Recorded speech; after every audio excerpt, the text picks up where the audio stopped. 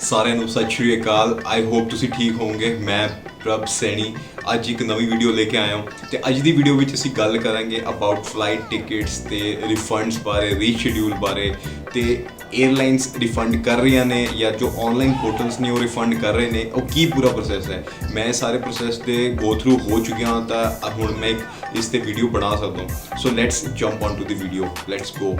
बड़े चिरा बाद साढ़े जाने यार 1 2 3 4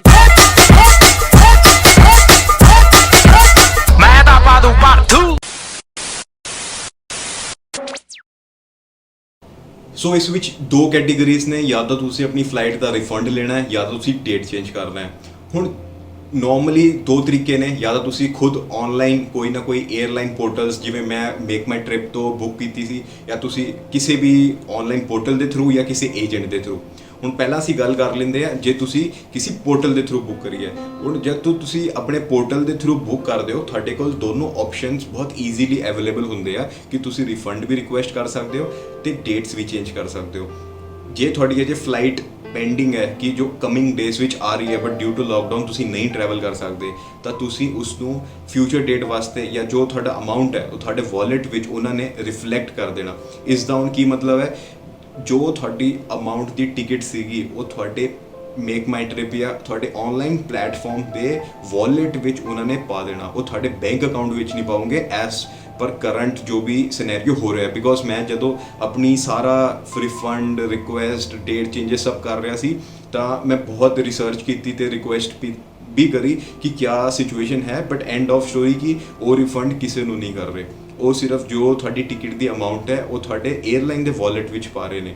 ਫੋਰ ਐਗਜ਼ਾਮਪਲ ਤੁਹਾਡੇ ਕੋਲ ਪੇਟੀਐਮ ਹੈ, ਪੇਟੀਐਮ ਵਿੱਚ ਤੁਹਾਡੇ ਵਾਲਟ ਵਿੱਚ 500 ਰੁਪਏ ਹੈ, ਬਟ ਉਹ 500 ਰੁਪਏ ਪੇਟੀਐਮ ਕਵੇ ਕਿ ਤੁਹਾਡੇ ਵਾਲਟ ਵਿੱਚ ਹੀ ਹੈ, ਤੁਸੀਂ ਯੂਜ਼ ਕਰਨਾ ਹੈ, ਤੁਸੀਂ ਉਸ ਨੂੰ ਆਪਣੇ ਬੈਂਕ ਅਕਾਊਂਟ ਵਿੱਚ ਨਹੀਂ ਪਾ ਸਕਦੇ। ਸੋ ਸੇਮ ਵਿਦ ਕਿ ਮੇਕ ਮਾਈ ਟ੍ਰਿਪ ਹੈ, ਤੁਸੀਂ ਕੋਈ ਵੀ 에ਅਰਲਾਈਨ ਦੀ ਬੁੱਕ ਕਰੀ, ਜੋ ਅਮਾਊਂਟ ਹੈ ਉਹ ਤੁਹਾਡੇ ਮੇਕ ਮਾਈ ਟ੍ਰਿਪ ਦੇ ਵਾਲਟ ਵਿੱਚ ਅਮਾਊਂਟ ਆ ਜਾਏਗੀ ਕਿ ਤੁਸੀਂ ਕੱਲ੍ਹ ਨੂੰ ਜੇ ਕਦੇ ਵੀ ਟਿਕਟ ਬੁੱਕ ਕਰਨੀ ਹੈ ਤਾਂ ਤੁਸੀਂ ਉਹ ਅਮਾਊਂਟ ਨੂੰ ਯੂਜ਼ ਕਰ ਸਕਦੇ ਹੋ ਵਨ ਟਾਈਮ ਵਿੱਚ। ਇਹ ਨਹੀਂ ਕਿ ਜੇ ਤੁਹਾਡੇ ਅੱਜ 65,000 ਦੀ ਟਿਕਟ ਹੈ ਤਾਂ ਕੱਲ੍ਹ ਨੂੰ ਤੁਹਾਨੂੰ ਜਦ ਜਾ ਰਹੇ ਹੋ 55 ਦੀ ਮਿਲ ਗਈ ਤਾਂ 10,000 ਬਚ ਗਏ, ਉਹ ਤੁਸੀਂ ਕਿਸੇ ਹੋਰ ਦੀ ਟਿਕਟ ਬੁੱਕ ਕਰਾ ਲਓਗੇ। ਨੋ, ਉਹ ਇੱਕੇ ਵਾਰ ਟਿਕਟ ਬੁੱਕ ਹੋਣੀ ਹੈ ਤੇ ਉਹ ਸਾਰਾ ਅਮਾਊਂਟ ਉਸੇ ਟਾਈਮ ਯੂਜ਼ ਹੋ ਸਕਦਾ ਹੈ।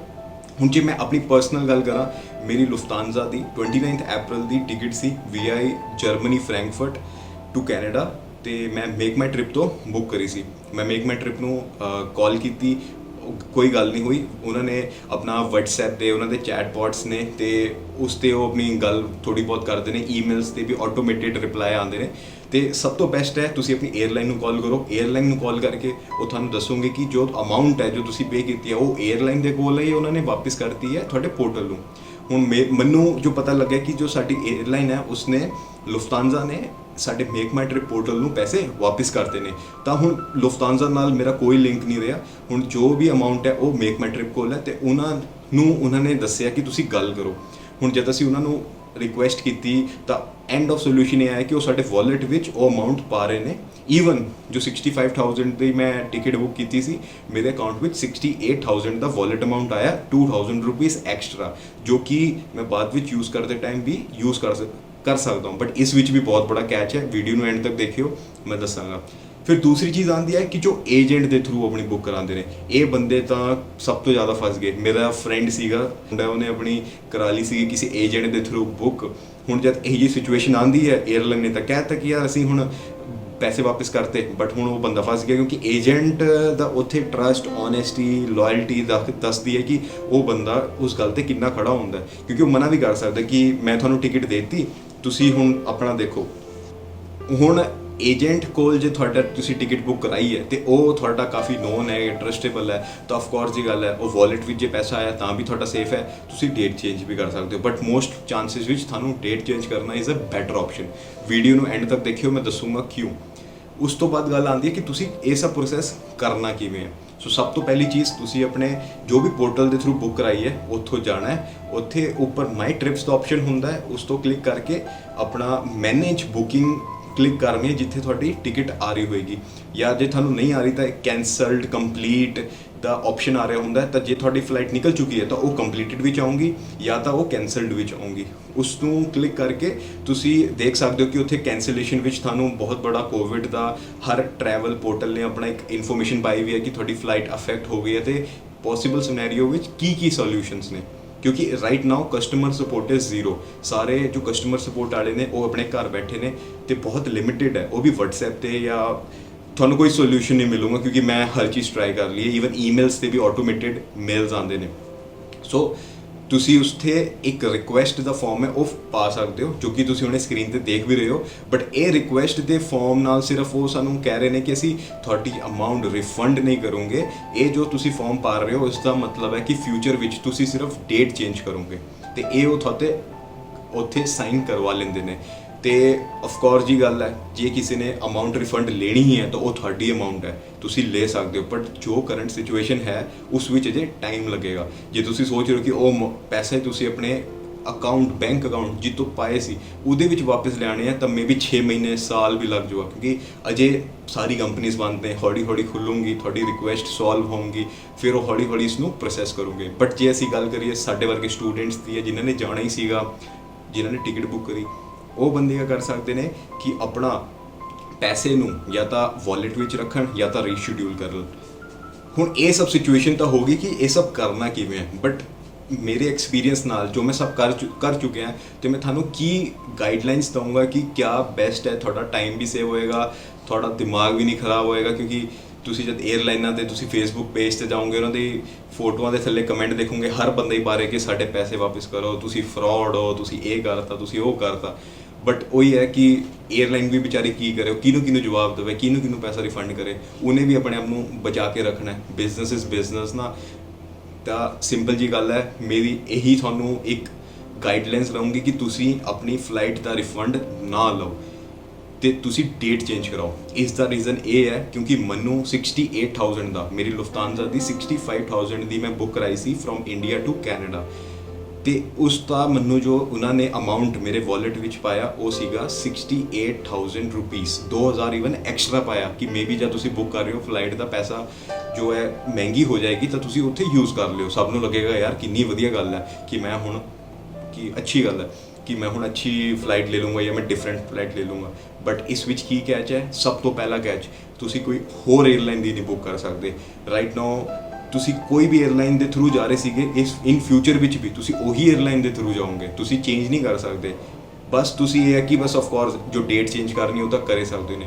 ਬਟ ਦੂਸਰੀ ਪ੍ਰੋਬਲਮ ਕੀ ਹੈ ਕਿ ਕੱਲ੍ਹ ਨੂੰ ਜਦ ਤੁਸੀਂ ਜਾਣਾ ਹੈ ਤਾਂ ਉਹਦਾ ਪ੍ਰਾਈਸ ਹੈ ਉਹ ਚੇਂਜ ਹੁੰਦਾ ਰਹੇਗਾ। ਹੁਣੇ ਤਾਂ ਡਿਮਾਂਡ ਨਹੀਂ ਹੈ, ਹੁਣ ਇੰਨਾ ਜੋ ਟਾਈਮ ਦਾ ਜੋ 2 ਮਹੀਨੇ ਵਿੱਚ 3 ਮਹੀਨੇ ਵਿੱਚ ਬੱਚੇ ਬਾਹਰ ਨਹੀਂ ਗਏ ਤਾਂ ਜੋ ਇੱਕਦਮ ਤੇ ਹੀ ਡਿਮਾਂਡ ਵਧੂਗਾ, ਸਾਰੇ ਬੱਚੇ ਆਪਣੀ ਟਿਕਟਸ ਬੁੱਕ ਕਰੋਗੇ ਤਾਂ ਉਸ ਵਿੱਚ ਸਾਰੀ ਟਿਕਟਸ ਹੋ ਜਾਣੀ ਮਹਿੰਗੀਆਂ। ਹੁਣ ਜੋ ਮੈਂ 65 ਦੀ ਕਰੀ ਉਹ 75 80 ਤੱਕ ਚਲੇ ਜਾਊਂਗੀ, ਅਰਾਊਂਡ 10-15,000 ਐਕਸਟਰਾ। ਤੇ ਕੱਲ੍ਹ ਨੂੰ ਸਾਨੂੰ ਆਪਣੇ ਪੱਲੋਂ ਹੀ ਪੈਸੇ ਪਾਣੇ ਪੈ ਜਾਣੇ ਕਿ ਆਪਣੇ ਖੁਦ ਦੇ ਅਕਾਊਂਟ ਤੋਂ ਫਿਰ ਸਵਾਈਪ ਕਰਨਾ ਪੈ ਜਾਣਾ ਕਿ ਪੈਸੇ ਦੇਣੇ ਪੈ ਜਾਣੇ। ਤਾਂ ਇਸ ਕਰਕੇ ਉਹਨਾਂ ਤੇ ਰਿਫੰਡ ਲੈਣਾ is not a good option ਜੇ ਤੁਸੀਂ ਫਿਊਚਰ ਵਿੱਚ ਟਰੈਵਲ ਕਰਨਾ ਹੀ ਕਰਨਾ ਹੈ। ਜੇ ਤੁਸੀਂ ਨਹੀਂ ਕਰਨਾ ਤਾਂ ਤੁਸੀਂ ਲੈ ਸਕਦੇ ਹੋ। But for students it's not necessary to take refund from the any portal or airline. ਤੇ ਤੀਸਰਾ ਕੈਚ ਇਹ ਹੈ ਕਿ ਜਦੋਂ ਮੈਂ ਆਪਣੀ ਬੁੱਕ ਕਰਨ ਲੱਗਿਆ ਸੀਗਾ ਕਿ ਮੈਨੂੰ ਜੋ 68,000 ਦਾ ਮੈਂ ਕਿਹਾ ਮੈਂ ਟਰਾਈ ਕਰਕੇ ਤਾਂ ਦੇਖਾਂ ਕਿ ਮੈਨੂੰ ਫ੍ਰੀ ਵਿੱਚ ਮਿਲਦੀ ਹੈ ਜਾਂ ਕਿਆ ਸਿਚੁਏਸ਼ਨ ਹੁੰਦੀ ਹੈ ਜਾਂ ਮੇਰਾ ਕੋਈ ਪੈਸਾ ਬਚਦਾ ਹੈ। ਤੇ ਮੈਂ ਦੇਖ ਰਿਹਾ ਸੀਗਾ ਕਿ ਮੈਂ ਜੇ ਸਤੰਬਰ ਇਨਟੇਕ ਦਾ ਸੋਚਾਂ ਤਾਂ ਮੈਂ ਅਰਾਊਂਡ 25 ਅਗਸਤ 26 ਅਗਸਤ ਕੀ ਸਤੰਬਰ ਵਿੱਚ ਜੇ ਕਲਾਸਾਂ ਸਟਾਰਟ ਹੋਣੀ ਹੈ ਤਾਂ ਉੱਤੇ ਅਰਾਊਂਡ 10-15 ਡੇਜ਼ ਪਹਿਲਾਂ ਦਾ ਤਾਂ ਉਸ ਟਾਈਮ ਵੀ ਮੈਨੂੰ ਅਰਾਊਂਡ 800 ਤੋਂ ਲੈ ਕੇ 3,000 ਤੱਕ ਪੇ ਕਰਨਾ ਪੈ ਰਹੇ ਸੀਗੇ, ਡਿਪੈਂਡਸ ਅਪੋਨ ਡਿਫਰੈਂਟ ਡੇਟਸ। ਤਾਂ ਤੁਸੀਂ ਦੇਖ ਸਕਦੇ ਹੋ ਕਿ 68,000 ਕ੍ਰੈਡਿਟ ਹੋਣ ਦੇ ਬਾਵਜੂਦ ਵੀ ਰਾਈਟ ਨਾਓ ਅਗਸਤ ਦੀ ਟਿਕਟਸ ਮਹਿੰਗੀਆਂ ਨੇ। ਸੋ ਇਟਸ ਬੈਟਰ ਕਿ ਤੁਸੀਂ ਡੇਟ ਚੇਂਜ ਕਰ ਲਓ ਕਿਉਂਕਿ ਉਸ ਦੀ ਨਾ ਕੋਈ ਕਾਸਟ ਲੱਗਣੀ ਹੈ, ਨਾ ਕੁਝ ਪ੍ਰੋਬਲਮ ਆਣੀ ਹੈ ਤੇ ਨਾ ਹੀ ਤੁਸੀਂ ਏਜੰਟ ਦੇ ਨਾਲ ਲੜੋਗੇ ਕਿ ਸਾਡਾ ਪੈਸਾ ਜੇ ਪਿਆ ਸੇਫ ਰੱਖੀ, ਕੋਈ ਮਿਸਯੂਜ਼ ਨਾ ਕਰਦੀ ਜਾਂ ਕੁਝ ਗੜਬੜ ਨਾ ਹੋ ਜਾਵੇ। ਸਿੱਧੀ ਜੀ ਗੱਲ ਆ, ਤੁਸੀਂ ਆਪਣੀ ਡੇਟ ਉੱਥੇ ਰਿਕੁਐਸਟ ਰੇਜ਼ ਕੰਸਰਨ ਕਰ ਦਿਓ ਕਿ ਸਾਨੂੰ ਰਿਫੰਡ ਨਹੀਂ ਚਾਹੀਦਾ, ਅਸੀਂ ਕਰਨੀ ਹੈ ਡੇਟ ਚੇਂਜ ਕਿਉਂਕਿ ਵੀਜ਼ਾ ਤੁਹਾਡਾ ਲੱਗ ਚੁੱਕਿਆ, ਜਾਣਾ ਤਾਂ ਅਸੀਂ ਹੈਗਾ ਹੀ ਆ। ਤਾਂ ਕਿਉਂਕਿ ਸਾਰੇ ਵੀਜ਼ਾ ਲੱਗਣ ਤੋਂ ਬਾਅਦ ਹੀ ਆਪਣੀ ਟਿਕਟਸ ਫਾਈਨਲ ਕਰਵਾਉਂਦੇ ਨੇ। ਸੋ ਇਹ ਕੁਝ ਇੰਪੋਰਟੈਂਟ ਗੱਲਾਂ ਸੀਗੀਆਂ ਜੋ ਮੈਂ ਫਲਾਈਟ ਰਿਲੇਟਿਡ ਤੁਹਾਨੂੰ ਦੱਸਣੀਆਂ ਚਾਹੁੰਦਾ ਸੀਗਾ ਕਿ ਤੁਹਾਡੀ ਜੋ ਵੀ ਇਹ 에ਅਰਲਾਈਨ ਪੋਰਟਲ ਨਾਲ ਥੋੜੀ ਲੜਾਈ ਹੈ, ਇਹ ਥੋੜੀ ਜਿਹੀ ਸੋਲਵ ਹੋ ਜਾਵੇ ਬਿਕੋਜ਼ ਸਾਰੇ ਬੰਦੇ ਆਪਣੀ ਆਪਣੀ ਤਰਫੋਂ ਕੋਸ਼ਿਸ਼ ਤਾਂ ਕਰਦੇ ਆ ਤੇ ਆਫ ਕੋਰਸ ਤੁਹਾਡਾ ਪੈਸਾ ਹੈ ਰਿਫੰਡ ਹੋਣਾ ਤੁਹਾਡੀ ਆਫ ਕੋਰਸ ਹੈ ਕਿ ਨੀਡ ਹੈ ਕਿ ਤੁਹਾਡਾ ਪੈਸਾ ਤੁਹਾਨੂੰ ਮਿਲੇਗਾ ਹੀ ਮਿਲੇਗਾ ਬਟ ਦ ਥਿੰਗ ਇਜ਼ ਤੁਸੀਂ 6 ਮਹੀਨਾ ਸਾਲ ਜਾਂ ਤਾਂ ਲੜ ਲਓ ਜਾਂ ਪ੍ਰੈਕਟੀਕਲੀ ਸੋਚ ਲਓ ਕਿ ਤੁਸੀਂ ਜਾਣਾ ਤਾਂ ਹੈਗਾ ਹੀ ਹੈ, ਡੇਟ ਚੇਂਜ ਕਰਕੇ ਆਪਣੀ ਗੱਲ ਖਤਮ ਕਰੋ। ਸੋ ਆਈ ਹੋਪ ਇਹ ਵੀਡੀਓ ਤੁਹਾਨੂੰ ਇਨਫੋਰਮੇਟਿਵ ਲੱਗੀ ਹੋਊਗੀ ਤਾਂ ਚੈਨਲ ਨੂੰ ਜਰੂਰ ਕਰਿਓ ਸਬਸਕ੍ਰਾਈਬ। ਮੈਂ ਇਨਫੋਰਮੇਟਿਵ ਵੀਡੀਓਜ਼ ਤੇ ਆਉਣੇ ਵਾਲੇ ਟਾਈਮ ਵਿੱਚ ਸਾਰਾ ਰੀਅਲ ਟਾਈਮ ਆਪਣਾ ਐਕਸਪੀਰੀਅੰਸ ਨਾਲ ਦੀ ਨਾਲ ਸ਼ੋਅ ਕਰੂੰਗਾ। ਜੇ ਤੁਹਾਡਾ ਸੈਪਟੈਂਬਰ ਇਨਟੇਕਸ ਦਾ ਵੀ ਪਲਾਨ ਨੇ, ਮੇਰੀ ਕੈਨੇਡਾ ਸੀਰੀਜ਼ ਦੀ ਪੂਰੀ ਪਲੇਲਿਸਟ ਮੈਂ ਡਿਸਕ੍ਰਿਪਸ਼ਨ ਵਿੱਚ ਵੀ ਪਾ ਰਿਹਾ ਹਾਂ, ਉਸ ਨੂੰ ਜਰੂਰ ਚੈੱਕ ਕਰਿਓ ਤੇ ਕਾਫੀ ਸਾਰੀ ਚੀਜ਼ਾਂ ਪਹਿਲਾਂ ਨਾਲੋਂ ਹੁਣ ਚੇਂਜ ਹੋ ਚੁੱਕੀਆਂ। I hope you are good, healthy, stay blessed, God bless you all.